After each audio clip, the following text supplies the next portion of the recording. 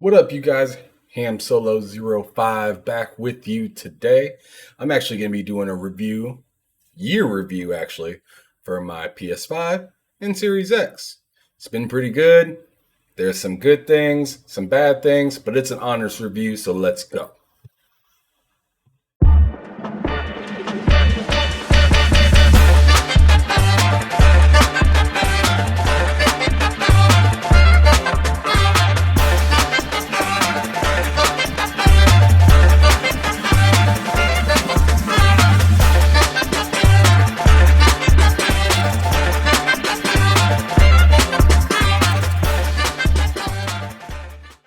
All right, so let me first go ahead and get this right out the way, right off the rip.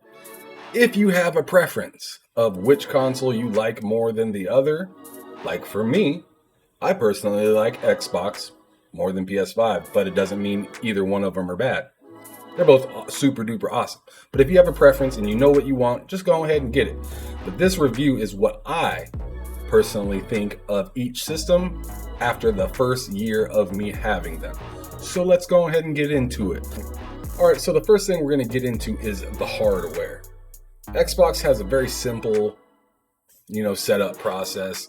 You plug it in, and the thing is, you do need to have internet so you can get it started, get it updated, and yada yada. Which, yes, that kind of does suck if you just want to hop on and play a game, but I don't know a whole lot of people that are gaming and running out and buying $500 consoles that don't at least have basic internet. Most people do have internet.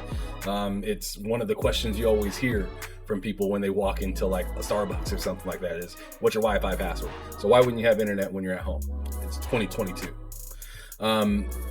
It has easy expandable storage, which is really nice. Just plug something on in the back of it and keep it moving. All you gotta do is like maybe an update or something here and there, but it's really super duper simple. Not hard to do at all. The weight of the console itself, it's kind of heavy. It's not too tall. It's like yay tall. Not too tall. Just square little box. I mean, it is thick, shoddy thick. But, I mean, it ain't ridiculous. It's definitely not the most insane thing I've ever seen. It has 1 terabyte of space in it. I mean, technically, some of the UI and all that stuff takes a little bit of space, but it's rated for 1 terabyte. It gets a little bit warm. Yes, I mean, I've seen people talk about it being a heater. Yeah, it gets a little bit warm. Yes, it does get a little warm while you're playing kind of intensive games, especially if you're like in a party chat and doing this, that, and the third, playing Spotify, listening to some music while playing like Halo Infinite online. It's gonna get a little bit warm. That Xbox is gonna be running a little bit, but I mean, it is what it is. It's why it has a big old vent on the top to blow out the heat. But yeah, it ain't too bad. It ain't crazy. The controller for the Xbox, now that's where it kind of got me a little bit. I'm going to be talking about the PS5 here in a little bit, but the controller, it's kind of basic. It's the same thing. It's the same thing as last generation, except now it has a share button on it. And I mean, it feels just a hair bit different, but it's pretty much the same thing. I actually really like the scheme of the controller. Leave that the way it is. The grip of the controller, better than last generation. I'll give it that. The durability of the controller, that's what kind of has me in question right now, because I'm going to be on my 3rd Series X controller due to drift. Now I can understand like a button breaking or something like that. I mean, I'm not that crazy with my controllers. I have backup controller for that, but like, it's just kind of weird that I've had 2 Series X controllers already, and it's just been a year. And I'm already moving on to my 3rd. I think I'm just going to go Elite, which kind of like, I feel like the fool a little bit because now I'm paying $200. But the thing is I really want that warranty, so just got to do it. Yeah, I'm just kind of curious how I've had the Xbox One the entire generation since 2013, but now I have the Series X for a year, and I have 2 controllers that have an issue. So I'm just kind of curious about that. But moving along, let's talk about the PlayStation 5. super simple to set up. Very simple setup. Minor maneuvers to get the expandable hard drive in. I mean, you just take off the sides, unscrew, rescrew, put the sides back on. I mean, it's super duper simple, not very hard. You just have to do a little bit more shopping, and it's just not as quick and easy as the Series X is. Which, I mean, if you're a connoisseur of games, you're not going to really care to do those few extra steps. It might even be fun and bring you close to your console a little bit more. That I know that's how some people are. They love their opportunity to kind of open something up and kind of make it better themselves. So I can understand the person behind it that wants to kind of feel more involved with their console, but I don't really care about that. I'd rather just plug something in real quick. I like quick and easy. It's tall and shouty thick as well. Definitely thick, but it's also pretty dang heavy. Like, you get that box, when you get that PS5 box, you got something. You got something up in there. It is pretty heavy, but it's fairly good looking system. You see it over there. You see it. It's pretty nice. And I got the controller plug or the controller stand for it as well to charge the controller. So I mean, I like it. It looks good to me. I know some people said it was ugly, but I thought it looked pretty good. Love the colors on it. I like the original, just the way it looks. I don't need to get the side pads and pay extra money for that stuff. I'm good on that. But it has less than a terabyte of storage when it first starts out. So, I mean, just a little bit less. But if you're like me, I mean, I'm only playing so many games at a time. I don't need these crazy amount of terabytes of storage that some people like to get. They get I don't have the extra expandable memory on either one of my consoles because I personally don't need it. I will just erase something and put something back on. I have gigabit internet. I'll download it in 10-15 minutes. It don't bother me at all. But some people that do live in other areas of the United States or other areas of the world may have slower internet and may not have that easy, quick connectability to get to a new game as fast as I do. So like, I do understand needing it, but like me personally, it doesn't really bother me that much. I will get expandable storage at some time, but I'm not running out there to get it right now, especially with the way I have my setup going on. It gets warm just like the Series X does. I mean, maybe a little bit less warm, but I mean, they both get warm when they're playing intense games. I mean, my PC gets a little warm when it's playing intense, and I got 3080 in there, and fans rate, and AIO. I got the setup for that as well. Consoles get warm when you play them. But anyways, the controller on the PS5. Like I said, I was going to get back to it. I'm back to it right now, and I'm telling you, it's fire. I absolutely love the controller for the PS5. Only thing I don't like about it is, the stick placement. Like I said, I'm an Xbox guy, so I like the way the sticks are set up on the Xbox. But the PS5, just the haptic feedback and just the triggers on it, like, I feel like it's really cool. Astro's Playroom was fantastic, but I've yet to experience anything like that since. To be real, I have not experienced anything better with the haptic feedback than Astro Playroom. And I really hope that they do something about that and implement it in more games and just kind of take advantage of the hardware that you made so I can see what it's all about, because Miles Morales, the game was fire.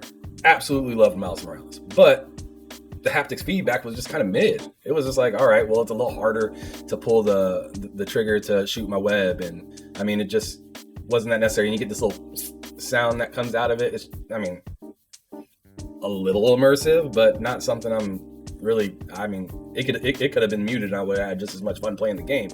But I just hope that they implement more of what they showed off in Astro's Playroom in the upcoming games that are going to be coming out. But moving on, we're going to talk about between the plastic now. Let's talk about how it feels getting into the console when you start it up. So after a while, I'll tell you what.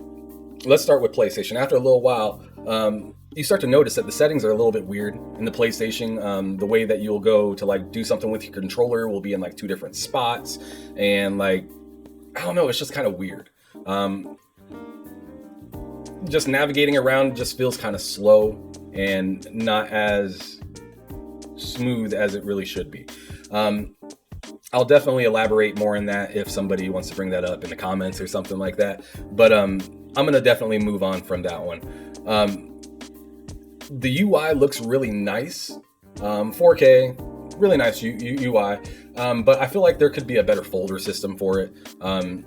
It doesn't really bother me, but I mean, coming from the Xbox UI where everything was like really quick and easy to get to, and I didn't have to like tab over and then go to a little square to then pull down every single thing. Like it just felt a little quicker on the Xbox UI to get around and do something than it is on the PlayStation one. But I mean, it really doesn't matter because I usually only just turn on my PlayStation to just hop in the game real quick, and usually it has the last game right there. So it is nice that it does have like a recent game pulled up on there. But I mean, all the consoles have the most recent game right then and there. And then those that you played recently as well off to the side. Okay. Turning off the system. Like, please, somebody let me know if there's a quicker way to do it. I know one way I've been able to do it fairly easy when I'm not in the room is through my phone, but like, it's nice to know, like, as an Xbox guy, you know, when I hold on to the when I hold on to the Xbox button, I just go up and hit A, like, and then it shuts it down. On the PS5, I have to be looking at that screen to turn it off. Like there is no just like quick power button. And it's a little frustrating. I mean, I might be wrong. There might be a quicker power button that somebody else knows about, but I sure as hell don't know about it. And if you do know a quicker way to turn it off, other than me having to wait for my phone to boot up the PlayStation app and whatnot through remote play, I mean, I don't really know a very quick way to do it. Or, you know, because I'm not always on the same input. And when I switch over to a different input real quick, it'd be nice to be able to quickly just turn off my PS5 because I'm done with it. And don't...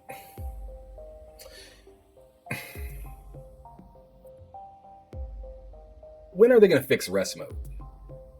Rest mode is like the most frustrating thing because in all actuality, I mean, like my Xbox, when it's not on for a little, when it's not being touched for a little while, it will just turn off. But on my PlayStation, I don't have it going to my rest mode because it's been known widely that it's not safe for your PlayStation. And I'm just wondering, hey man, when are you guys going to fix this stuff? Because it is really frustrating that, like, my daughter, she's 4 years old. She'll be playing the PlayStation for a little while, and I'll maybe be like, you know, taking care of bills or watching TV in another room while she's sitting in here playing. And when she's done, she'll just run off. Sometimes she'll come to the couch and we'll watch a movie. Well, my PlayStation's still running, and yes, that may be, of course, on me, the owner of the PlayStation, to get up and go turn it off, or to tell her to go turn it off. That's fine. But if I forget to turn off my Xbox in the same situation, it will just shut off after a little while. It's cool. But if I leave my PlayStation on, it will just keep running and running and running because I don't feel safe with letting it go into rest mode, because I've heard of people's save data getting deleted, people having to reinstall or put their PlayStation pretty much right back into the mode that they got it when they first bought it. Essentially meaning everything that they had just kind of crashed. So like, not feeling that at all. That is like a big thing that it seems like nobody's talking about. Nobody wants to talk about. Crazy. Absolutely crazy. But the chat system on the PlayStation could be a little bit more clear and easy to just, hey, I want to talk to that person, or I want to invite that person to the party, or hey, I want to do this real quick, instead of, it feels like you're going from folder to folder to folder just to like invite somebody, or like half the time you don't even know if that party is going on anymore. You'll think that, you know, you'll go to your messages and see like party invites still there. And like I feel like those notifications should just automatically kind of just go away, but they don't. I still have a party chat in there from Wooly Gamer and Uso Vinny and Asterisk Gaming in there. And but like when you first turn it on, it looks like maybe I missed that message, but you go to it and you're like, oh yeah, that's super old, and it's a party invite, so I don't understand why the notification has to continue to be there. I think that's just kind of weird. Just my personal take. This is all my personal take on it, so maybe some of this stuff doesn't bother you, but it bothers me. It bothers me a little bit, just a little bit. But I tell you what, once you are in your party chat and you get through the mumbo jumbo of clicking through this to, you know, go invite somebody, like, because I'm not, like I said, I'm an Xbox guy. I was fairly unfamiliar with it when I first got on. And it seems like a lot of people that I talk to on there Even if they've been playing a lot of PlayStation, they're a little unfamiliar with it too, because not a whole lot of people are playing a whole lot of multiplayer on there, other than, you know, some of the third-party games. But moving on, like I was saying, one of the really cool things I thought was hella dope is the sharing system that they have in there to be able to share your screen. From like I'm playing the game and I'm sharing you my screen. You can see my screen and I can see your screen, and we could be playing the same game. I think that is really cool. It's a little picture-in-picture where you're watching your buddy play a game. Like if you don't, like, let's say you don't know what to do in this specific area, you can just be in that area that you're in, hit up your homie, and then he could get on the game, go into that very same spot that you're in, and you could walk there together simultaneously. And it is really cool. One of the cooler things about the PlayStation 5 that I've noticed that is like a hidden gem that's also not talked about very much. Very surprised. Rest mode's not talked about very much, and the sharing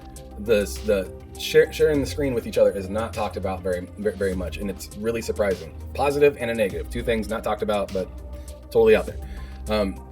The photo and in video is phenomenal on the PS5 as well. Really, really good. Sharp photos, sharp videos, easy to transfer onto a memory, onto a memory stick or hard drive if you have an external. Very easy to do.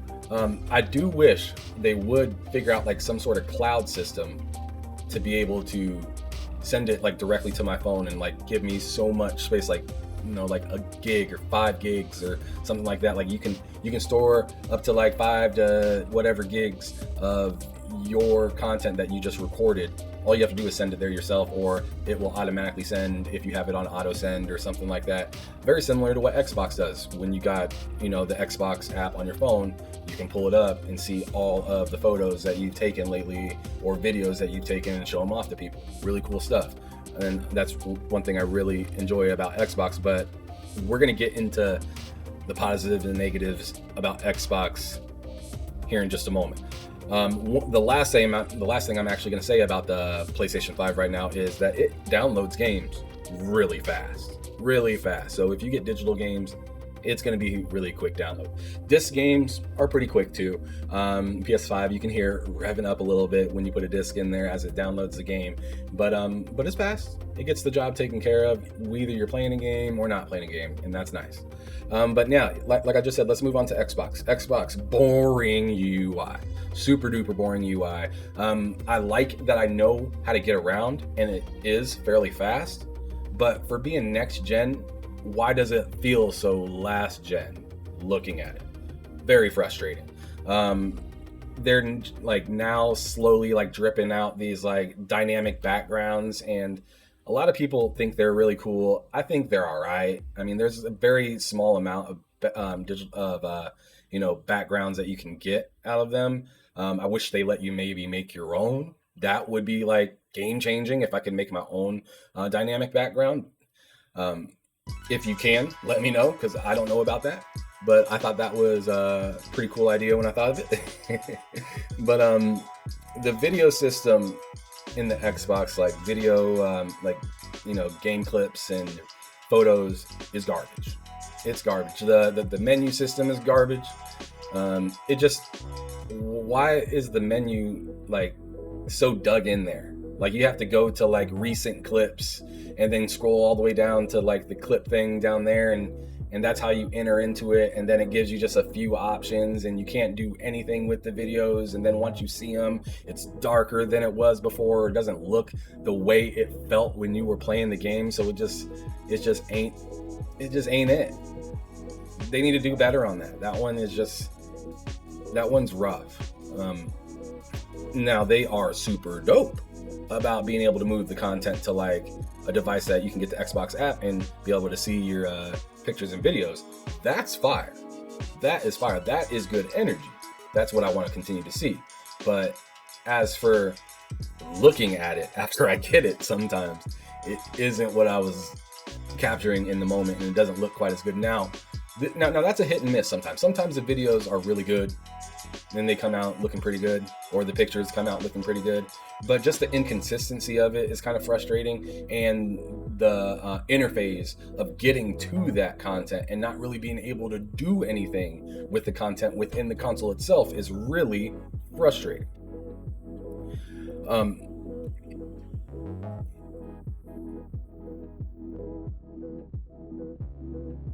As I said, it's easy to navigate throughout the console itself, and the accessibilities within the consoles, within the Xbox, is really nice, for the colorblind stuff, and they also have a lot that they can do for people who suffer from disabilities, and I just think that itself is really cool. I like that direction that they're going with that.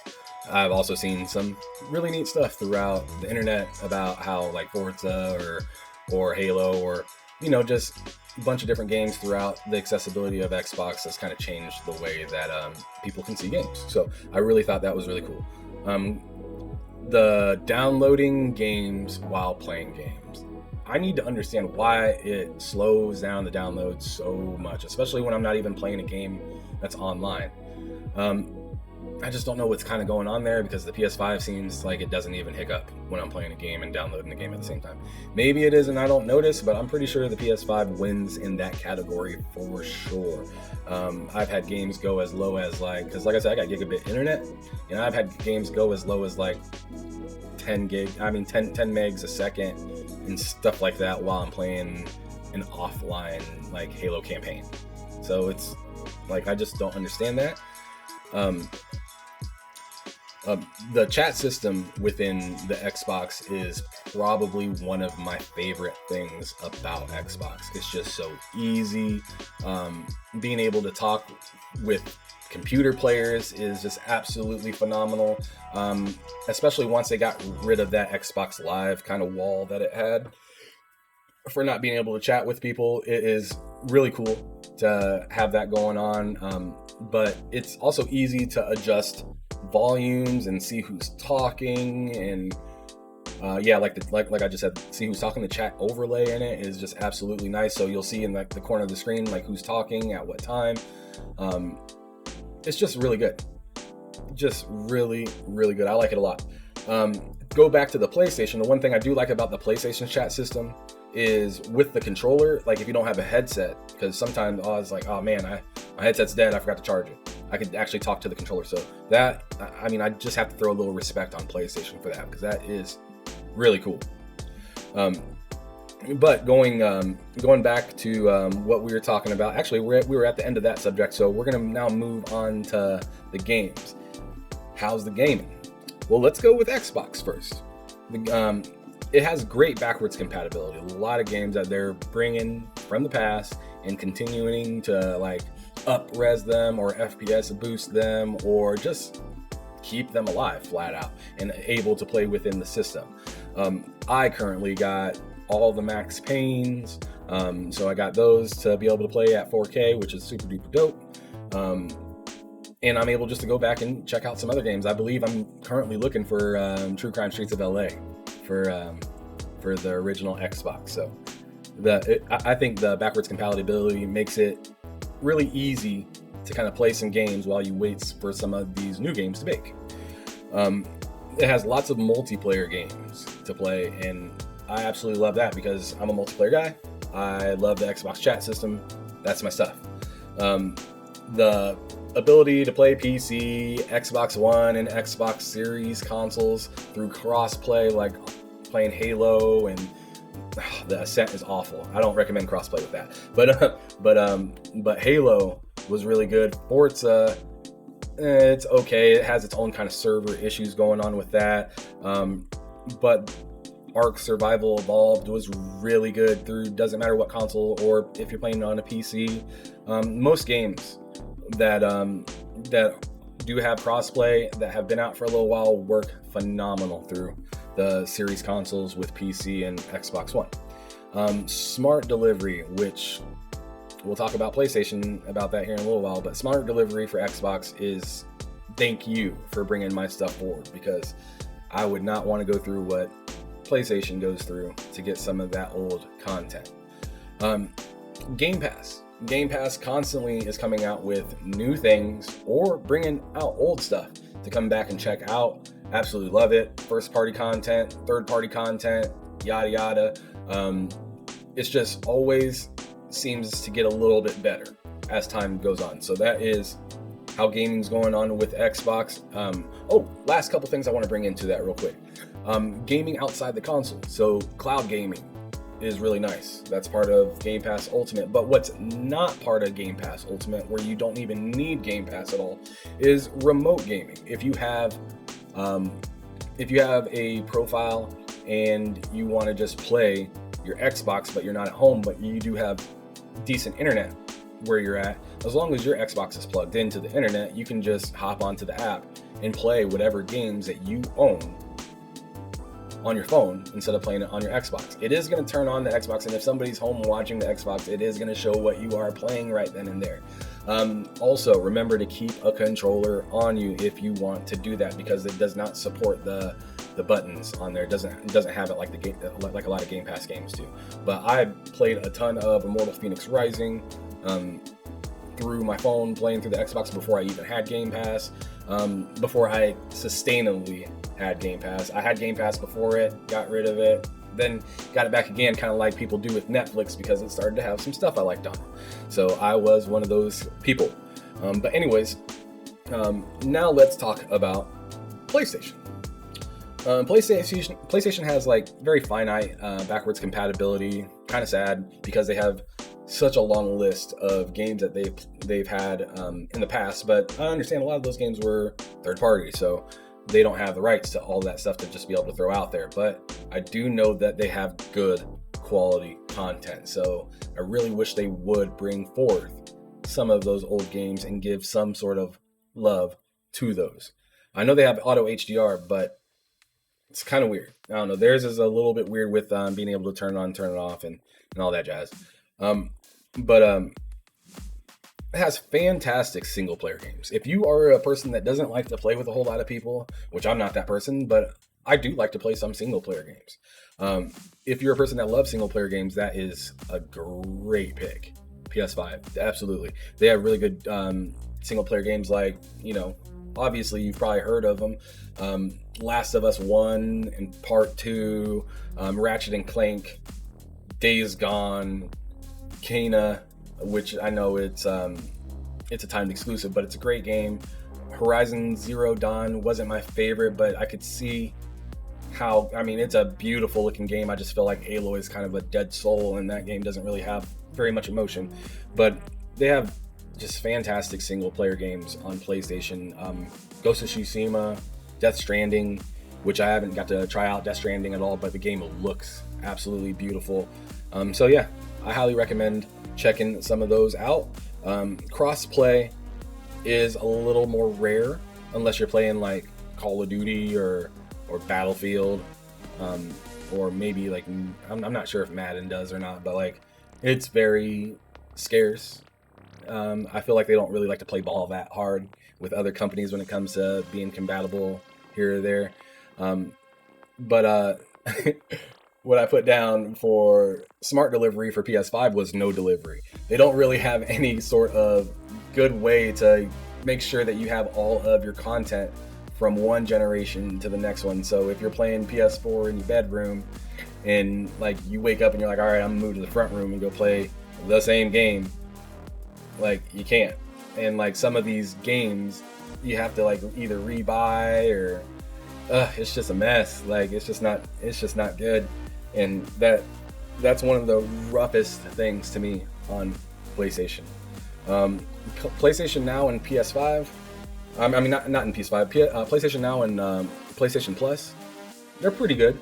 Just kind of depends on what you're looking for. I know PlayStation Now is mostly just streaming games, and they have some games that are downloadable.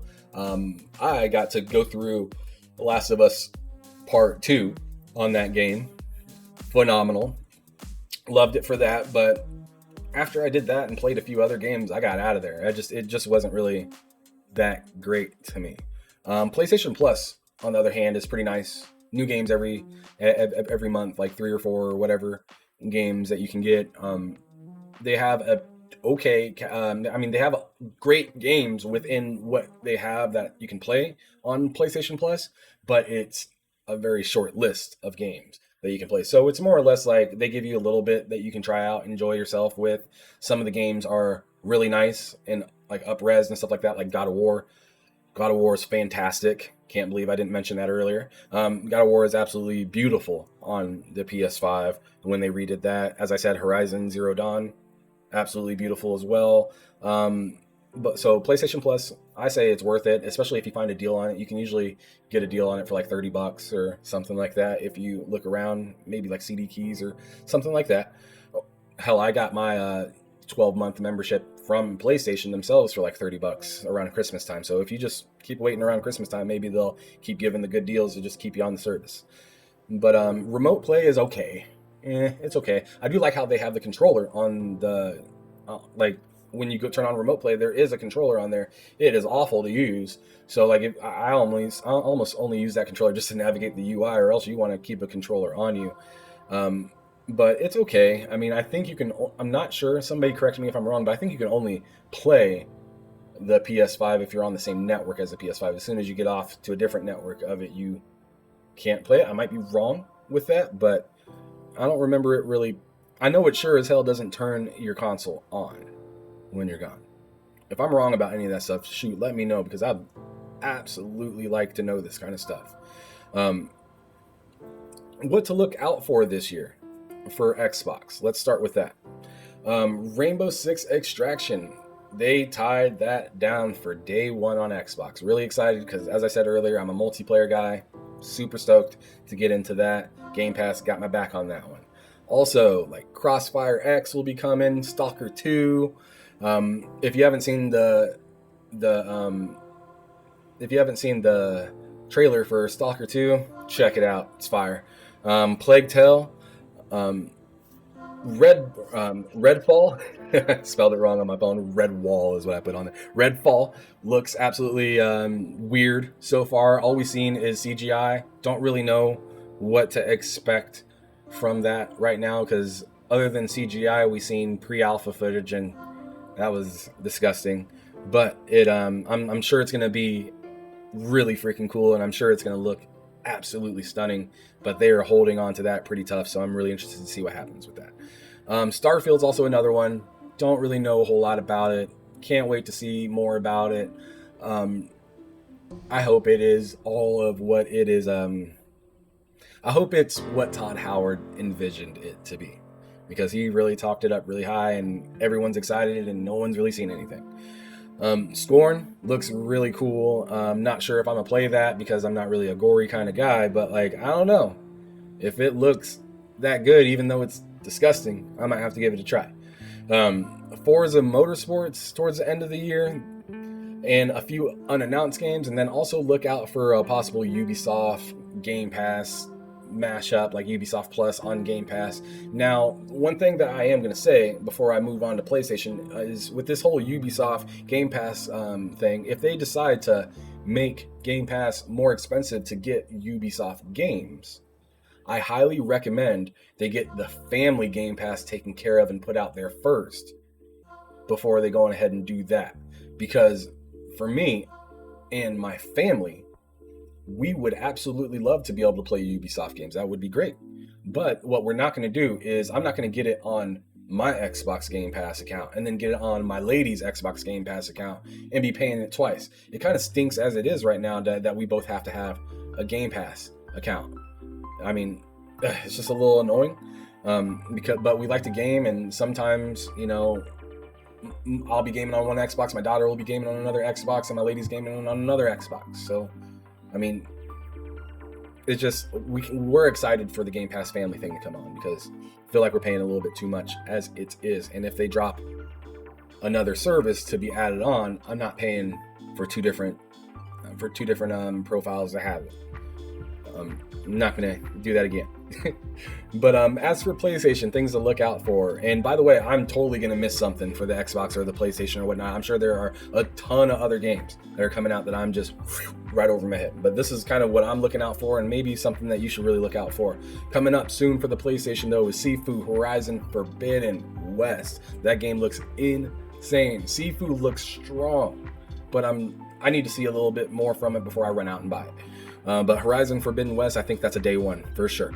Gran Turismo, really interested to see what's with that, and it's going to be extremely interesting to compare Forza Horizon, Gran Turismo, and Forza Motorsports at the end of 2022. It'll be super duper interesting to compare those three games graphically, the way it sounds, the cars, the way they look in the game. Not on photo mode, like in real game, like in-game play. But continuing Forspoken, that game looks really fun. Looks a little jittery. Hopefully they make it a little bit more smooth when you're doing the move, because those moves looked cool. But the jitteriness of the game kind of reminded me a little bit of Quantum Break for Xbox, which Quantum Break gave me a headache multiple times playing that game. So I actually just put it down. I couldn't do it anymore. Moving on, Stray looks weird. Does not look like a game I'd play, but I know a lot of people love their animals. A lot of people love cats. I'm sure I got some friends that are going to buy that game just to do whatever the hell that you do in that game. I don't understand it, but I think that's interesting to look out for, just to kind of find out what it is. God of War Ragnarok, of course, you gotta mention that one. Gotta mention God of War Ragnarok, because that's going to be a big one. And then they just recently announced PlayStation VR. That one looks really cool. They got it's the second VR that PlayStation's coming out with, but this one's supposed to be insane and have like an OLED screen with 4K, and these new games that are supposed to be coming out on it are supposed to be unbelievable. Like, I'm really excited. So, as I said before, I'm primarily an Xbox guy. Yes. What should you get? Well, as I said before, if you have a preference, get your preference first and foremost. But say get both of them. What the fuck? Duh. Get both of the fucking consoles. They're both super duper fire. They both got something to give. PlayStation's going to be coming out with Spartacus sometime soon. I don't know when. Might be at the end of the year. But I know they're going to want to put a lot of work into that and make that super duper worth purchasing. I'm already down for it. That's why I need this whole Xbox family thing to come through, so I can get rid of my lady service, add her to mine, and then get this PlayStation service. You know what I'm saying? But anyways, like I said, get both. There's no completely perfect console out there. You can cap all you want about your perfect console, but it is not a perfect console. Everything needs work. That's why they update stuff. That's why they continue to make new consoles. Nothing is perfect. So you're going to get one of these or both of these, and one day you're going to be loving it, and the next day you're going to love the other one a little bit more, and then it's going to swap. It's going to go back and forth. So just play what you enjoy. Play the games that you absolutely love. This is Ham Solo 05 Gaming. Thanks for watching. See you later.